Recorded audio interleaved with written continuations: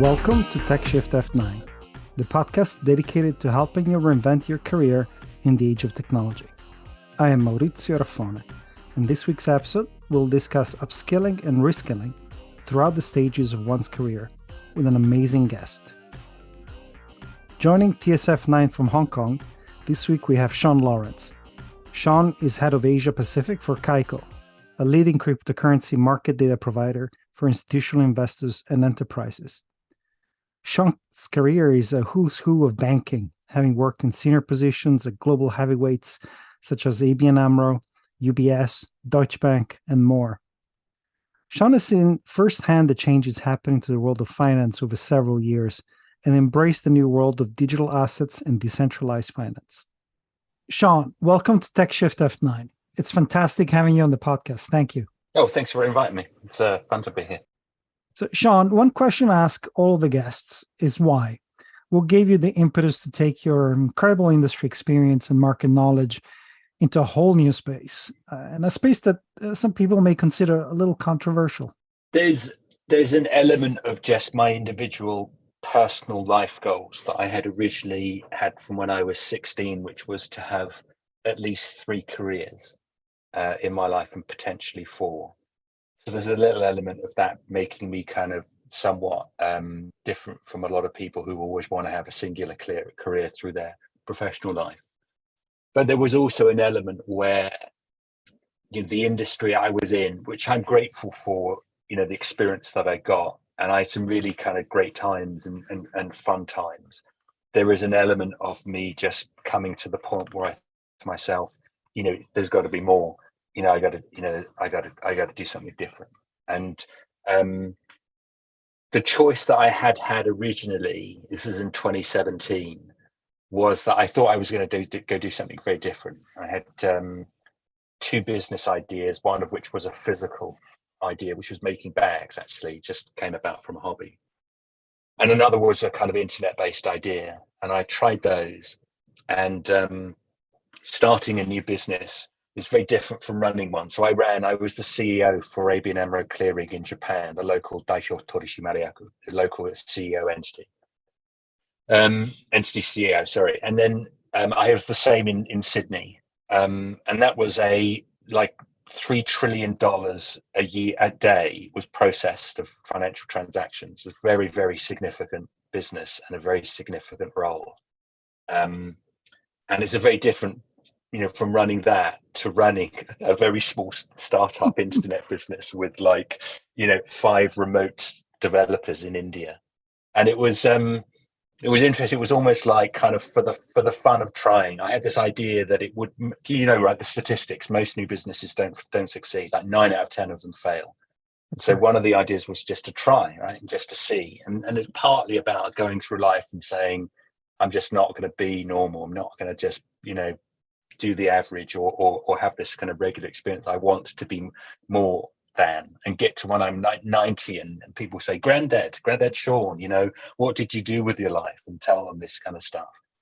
But that kind of journey of can it be done? It's quite a different experience. It's quite a different experience having an army of people around you to, you know, say, I've got this idea, I want to go do it. You know, I've got the budget, I can make the decision, let's get on with it. And that, which is a, you know, momentum kind of game, large firms, large balances, large organizations, all those kind of good things, versus, oh right, it's just me. You know, there's no one else, right? And so there was a small element of that, and then there was just the fun of it. Like I say, I needed to do something different. I was getting a little bit to the point in my life where I thought, you know, some things do need to change, otherwise I'll go a bit mad. You know, the monotony of it. And, you know, I loved working for ABN Amro Clearing. It was a really fantastic firm, really nice bunch of people, great products. It's really great. But I just got to the point where I thought, actually, I need to do something different. So that's the answer, I think.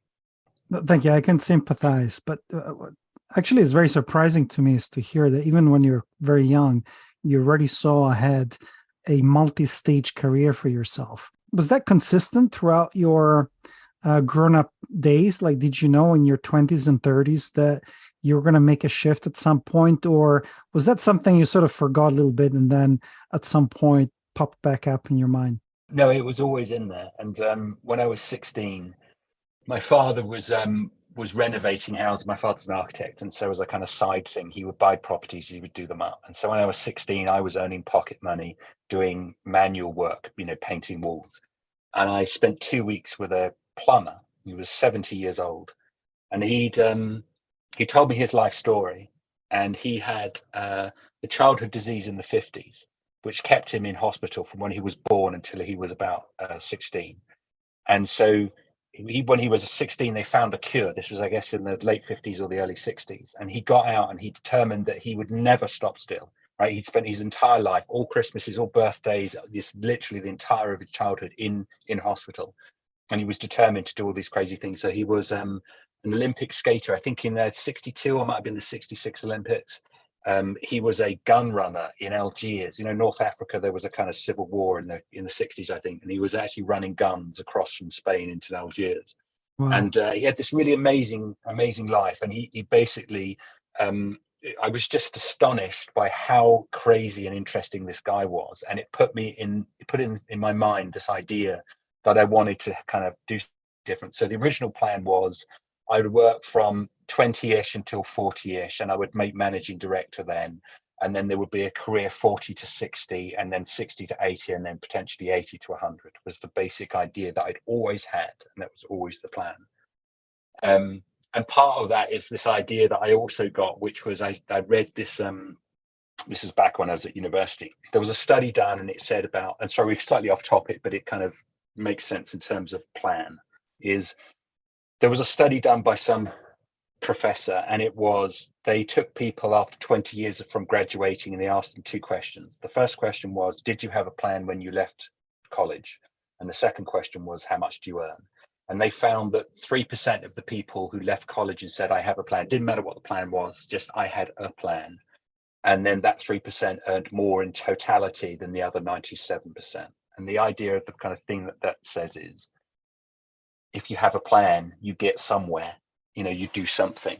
And so there was all this idea that I would just kind of do this stuff at some point and, get on with it. And so I think that kind of drove a lot of decisions. And it also gave me a little bit of freedom to make choices that perhaps other people don't necessarily have. The courage is not the right word, because it's not about being brave. But most people kind of go, oh, well, I can't just because, or they go, I can't because I got a mortgage, or I can't because I got my wife, and I can't because, well, you know what I mean? There's this inertia in people. And I had this idea always, even before I ever got commitments and obligations and great things like kids.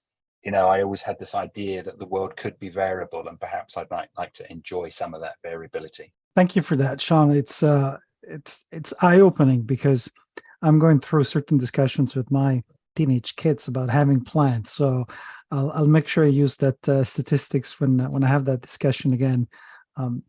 Following on from that, I mean, with this kind of mindset that you had, you certainly were able to cope with a lot of changes that happened in the industry you were in. I mean, you've gone through the great financial crisis, all the little crises, I say little, they weren't that little, that happened prior and post. But when did you feel that it was the right moment to make the jump when you did? And was there something in particular that provided that input to you? There was an input, impetus that I'll come back to. But I also refer back to when I was younger in my financial, career, I became a contractor. And one of the great things about being a contractor is that you lose the idea that there's security in what you do. And so I used to talk to a lot of people, and they would say, oh, well, no, I don't want to move from banking, or I don't want to move from consulting, or I don't want to move from my job, whatever, because it's secure here and it might not be so secure over there. And when you become a contractor, you realize that there is no security. You'd always just day by day, kind of. I don't mean that in a kind of really kind of literal sense, but in a broad sense of, there's no job security. Your firm can collapse, as we've seen from Credit Suisse, like in a matter of weeks, for example. And so it gives you this kind of sense of, okay, then I should kind of look at things not necessarily on the basis of I'm here, I'm safe, I've got what I need. There's a lot more choices open to them. Those choices aren't necessarily as black and white and as I'm good, it's bad, therefore it's risky, da da da da. So I always had that kind of sense of, okay, well, look, there's the ability to make choices in a way that typically we get told not to. Typically we get told to be quick, be quiet, be the best, the goodest, child. And that normally means doing what you're told, and just the ability to say to yourself, actually, you know what, I can probably take a few risks. Maybe that's risk with my wife and that conversation with them, or maybe it's risk with my financial security and how I look at obligations for mortgages and kids and those kind of things. It just gives a little bit of an outlet to be able to go, there's variability in the world, and don't have to always follow what we're told. Mostly following what you're told to do is good, right? Mostly it's the right thing because it's mostly logical, and of course it's empirical, right? It's been proved before. But just have the idea that you can do something a bit different, maybe it's not as risky as you thought it was, kind of helps. Then the impetus is about being open to ideas. And so I had left ABN. I tried to start these businesses, they hadn't worked out, and so I came back into banking. I was working for SocGen. And then just in interacting with the clients that I was dealing with, I would say, can I interest you in new standard, investment banking products? And they would say, that's great, but actually what we're really interested in is digital assets. And then I started to, look into digital assets, and then I kind of got it and understood both the value proposition of the asset class in its very broad sense, but also how it was going to change financial services fundamentally, distributed ledger technology and blockchains and those kind of things. Of which crypto is only one part, right? So kind of, like I said, there are many, many other things: identity chains, credit ratings, copyright, provenance. There's just so many different things. It will be in a few years' time. I kind of got it. It's like, oh, okay, right, I get that. And now I can kind of have a sense of how I could articulate my career into something which I could see a trajectory of, and I could see a future in. And so it was a kind of like, okay, right, this is it. This is back to my original plan, right? Here we go, right? I got it. This is what I'm going to do to make one of those changes that I said I would want to make. It reminds me of one of my old colleagues in banking that mentioned, I was fairly young, but he mentioned, everyone should get fired in their career at least once. And I was like, I didn't really get it. But now I get it, because you have to go through that path that isn't just straight, and you need to keep that open mind. Totally. About that, can I just talk about? We're lucky because these days, having been fired has affected so many people since the global crisis of 2008 that it is no longer the stigma that it used to be. Prior to 2008, if you had been fired, there was a little bit of like, oh wow, you've been fired. What was the reason? After 2008, there's no one that didn't know someone that had been fired or had not been fired themselves multiple times. And so now it's like, yeah, man, got fired, move on, that's great. So I think it really created a freedom, particularly in financial services, but generally in the world, to say to people, yeah, move on, it's all good, man. There's something else that you can do. Yeah, and I think puts the focus on the individual to really step up its game, in the sense that it's a situation where you can't be complacent. You can't let the market help you out because the market's going down. And so you have the ability to reach out and get information, use your network to have opportunities. And that brings me to a question for yourself, which is, with your wealth of experience and context and knowledge, there must have been something about the digital assets industry that was, of course, interesting, but also perhaps a little bit off-putting or difficult to get your hands around. At least it was for me, for example, and it took me a while to figure out how it worked and why it made sense. Was there any source of information, a way of learning about this specific industry that you found particularly useful? One of the challenges of digital assets is that there's a jargon that's used, which seems to be very different, but actually is almost the same. And so when I quite find myself talking to people and they'll go, yeah, there's this brand new thing, it's called staking. And I go, yeah, that's called interest. And they go, no, it's totally brand new. You go, no, it's the same. And they go, no, there's this thing called IPOs, initial put, and they go, it's totally brand new. You go, no, it's share issuance, isn't it? So there's an element of you have to just read. You just have to get online. Every time something pops up, what does that mean? Read it, study it. So there's a little bit of, kind of chugging through it.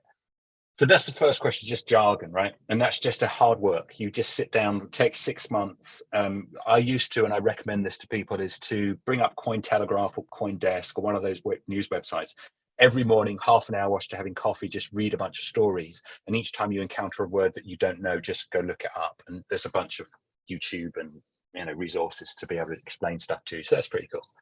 And then the second element of it is the fact that whilst distributed ledger technology is really no difference between, when you look at relational databases and DLT, it's just a technology articulation which is slightly different. But there's no difference between relational databases and hierarchical databases. And those are people that are old enough to know the difference between those two will know what I'm talking about. The younger kids won't. But from a pure technology point of view, going hierarchical to relational databases, this is the same leap from going relational to DLT, right? But it's quite a different data model, and it's quite a different way of getting your head around stuff, and particularly things like, perpetual futures are not so different than term futures and stuff like that. But there is a little bit of hard work, and if you're older like I am, you actually have to stretch your brain in a way that you did when you were younger, and it was easy when you were younger. And when you're older, it's harder. And the reason why it's harder when you're older is because you're lazy. It's as simple as that. When you're older, you rely upon your domain expertise. You do, because you're just accessing memory. You don't really have to think about much, and you've seen a lot of stuff. And so, say experience is really just about intuition based upon a database that you've stored in your head. Right, your brain's going, we've seen this model before. It's like AI. You've seen this model before, therefore I know the answer. And when you're older and you have to make a career transition like that, it's like going back to being when you were 20. And when you were 20, it actually hurt your brain to sit down and study for an hour and to really, kind of really understand it and do the maths of it, or write it out or plan it, you know what I mean? And so when you're making these career transitions when you're older, it's about saying to yourself, okay, I'm 20 years old again. I've got to do that hard work that I did when I'm 20 years old. I got to work till midnight, and I got to study until 4 a.m. and these kind of things, right? And you say to people in their 40s and 50s, and they go, no, wait, I don't want to do that. I'm 30 years experience. And you go, yeah, but you're not 30 years experienced in this new technology or this new industry or whatever. And the fact is, it's just pain you have to go through. Now, for me, it was quite painful, to be honest with you. I'm a technologist at heart, and so I got quite a hang of technology, but I'm like, man, my head is hurting, man. How did I do this when I was younger? I don't, so there's a little bit of pain you just accept. You just got to get through it. And then once you're through it, I'm like, okay, now I understand the domain. Now my brain's just accessing little bits of information, right? It's not having to really think about it, but just that getting over the hump, of knowledge acquisition, it is a tough thing, but it's, it is what it is. I suppose the big difference between our 20s, and I think we're a similar age, and today is the fact that, yes, we're older, but there's also a lot more information out there. And more easily available. And so there's no excuse for not trying. But having said that, and again, I think learning, as you said, in your 20s is very different than your late 40s or 50s. And what has been perhaps a practical way or a practical approach that has actually worked out very well for you now that perhaps back when you were younger, you wouldn't even have thought about? I think the plethora of multimedia resources is helpful. So back in the day, you and I would have to go and buy a book, right? Or maybe the company we worked for had some like learning resources that were written. You just had to read, right? And it was kind of a grind, right? To read, to think, to read, to think. And also there wasn't anything to kind of test your knowledge. Whereas now, you've got, of course, the internet, which is written content.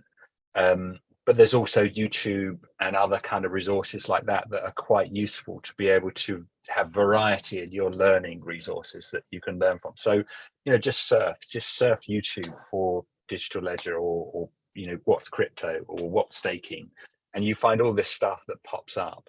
I think that's been quite, just, as we know, we absorb more when we are receiving a multitude of different types of information in different types of format. I think that's quite useful. And the fact that it's bite-sized now the fact that it's bite-sized, unfortunately, also leads us to be very short, have short attention spans. And so sometimes you've just got to read. And, some of the papers that I downloaded were really, the white papers are kind of like, they're like pseudoscience, the white papers, but you've got to kind of slog through them a bit. Sometimes it is just about sitting down there and slogging through, but also it's about just jumping around lots of bits of information, particularly if it's a concept that you don't quite grasp. like consensus mechanism. You can just kind of jump from, YouTube vid to YouTube vid to YouTube vid until you start to get kind of, oh yeah, okay, now I kind of got it in my head. So I think that's quite useful. One thing that really strikes me about your background, Sean, is the fact that even when you were in one industry, in banking, you actually moved around in different geographies, different locations, different desks. You're in equities and operations and companies, of course. And so every job change has required you to reskill and upskill yourselves, whether in the subject matter, but also in the context of the organization, how that or specific organization in that context operated. So I feel that you were ideally suited for even a big jump into digital assets and this sort of new technologies. But did you find that jump, this last jump, similar to what you've experienced in your previous career, or was there something new that you discovered as you made that change that you didn't quite expect and you wish you'd known about? So I think a key element of the changes through my career was incrementally changing. And so when I started in banking, this is way back in the day before there was really any real systems. We would run like swaps on spreadsheets and bits and pieces like that. And so you take and trading systems. When I worked for NatWest Markets, the trading system was a series of C++ DLLs that the mathematician wrote, and then we would package that up into a spreadsheet, and the spreadsheet was the trading system. And but in each of those movements, I'm getting off the point. My point is, in each of those, I was like, I had a regional head experience for collateral. And I didn't have exchange traded derivatives, but I had a regional head experience, and so I moved for that. And when I moved from JP Morgan to NatWest Markets, I didn't have front office experience, but I had programming experience in Visual Basic. And so, I was kind of taking something with me that was valuable and gaining something else. It wasn't the totality of it. And I'll give you an example. In 2017, when I was trying to get back into the job market again, the banking market, I tried to make a very different move. So I looked at insurance, for example, because I thought, well, it's like financial services. That was too far a bridge to cross. And so it was really hard to get anyone to take me up on going from banking to insurance, even though in many respects, same skill sets, similar product sets, you know what I mean? And so I think the idea when you're making these changes is to make something where you go with a skill, but you also got a gap of a skill that you can learn. And when you look at digital assets, my background wasn't from pure voice broking. Pure old style voice broking is I sit on the desk, I've got two phones, and I'm kind of intermediating between two people as a figurative example. But my background was more from ABN about high frequency trading, collocations, connectivity, networks, speed of light, message transmission, all of this technical stuff. And when I looked at crypto, I thought, all the stuff that I can see in terms of what's happening in crypto was a technology play. And I'm like, well, I'm the broker to technologists. You see these big trading firms, they're really technology firms. They're not really trading firms, although of course they trade. And so I looked at crypto and I thought, that's my bridge, right? The bridge is the technology. And that's how I could kind of cross it. So that would be my recommendation, is to not look for something which is, I had a friend who worked for Goldman Sachs, and he went to be a pig farmer in New Zealand. And I'm like, man, what do you know about pigs, man? And he's like, well, I eat bacon. It's like, it's not enough. It's not enough. It'd be different if you grew up on a farm. Do you know what I mean? If you grew up on a farm, I get it. But, it's just like, no, I eat bacon. So I'm qualified. So I think you need to there needs to be some form of rail or some form of runway where you kind of know what you're doing, and then the gaps you can fill in. I think that needs to be there.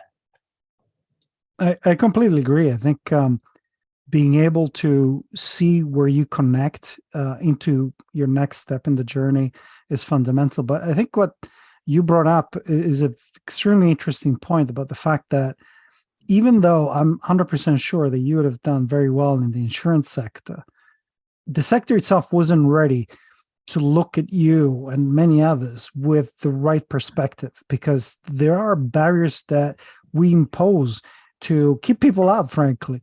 But then technology opens up those barriers. And now there are business models that are very similar to insurance, very similar to to banking, done by companies that don't have those preconceptions about people and their ability to bring value. Again, not always the case, but that's some evidence I've seen in people's career. And would you agree with that? Yeah, I think, and you know what, with some reason, I mean, you look at digital assets and the kind of problems with FTX and the fact that they were hiring people who really didn't have the appropriate skills and knowledge. So there's some logic around saying that there needs to be some form of framework around which we look at people. At the same time, and this is more about the laziness of corporations, it's easier for a corporation just to go, yeah, look, there's a bunch of CVs, and they just easy for us to select out the people and select in the people that we need on the basis of everything we've always only ever seen before. Why do we need to look any kind of further afield? And there's also a tendency for firms not really to do a proper job of assessing the quality of a candidate on the basis of their real skill set and ability to, for example, lead, right? The ability to lead is very different from the ability to manage. And the ability to manage is very easy to quantify, whereas the ability to lead is not. And it's just easier for firms, and because they're lazy, they just go, yeah, I can see this person's managed so many people or so many processes. And therefore it tells me something that's lazily easy for me to understand, as opposed to, for example, spending a bunch of time interacting with the candidate, talking to the candidate about what they think about what real leadership is and how they really motivate people and how people really respond, you know, to good leadership. That's too hard and too time consuming. So like, it's just the reality of our world that we live in now. So it is what it is. Until all the CVs and resumes will be scanned by ChatGPT, and then the whole thing is going to be who knows what.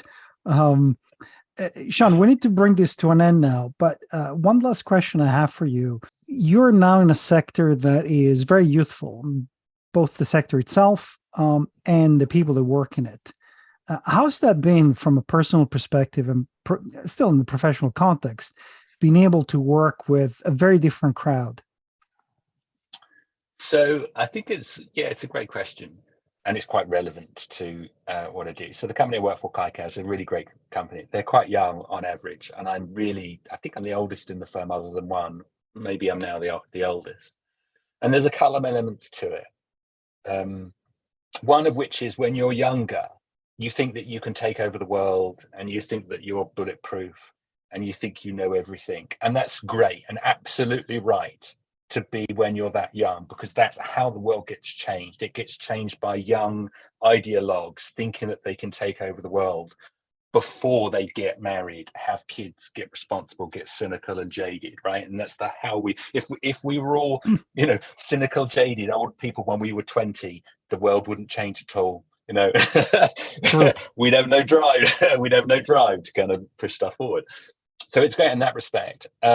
And there's also an element where I've learned, and I say this quite often at work, I've learned that I don't have to have the first word and the last word in every conversation.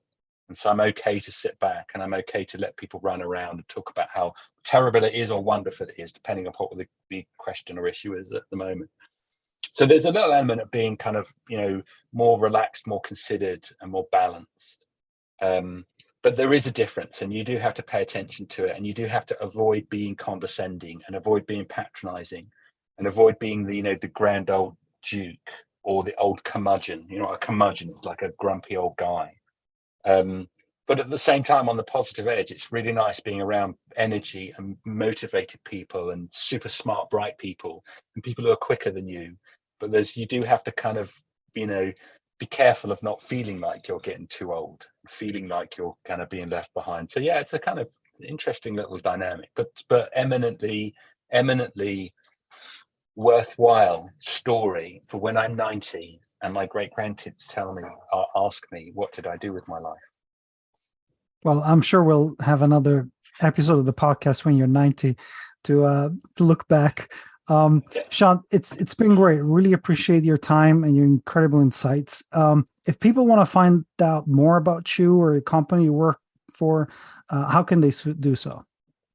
Either you can connect me through LinkedIn, or it's, Sean.lawrence@kaiko.com. So either way. Fantastic. Thanks again, Sean. Thanks, Maurizio. Well, you've heard amazing insights from Sean Lawrence this week, and I hope you all have enjoyed the talk. We'll come back next week, and in the meantime, stay cool, stay positive.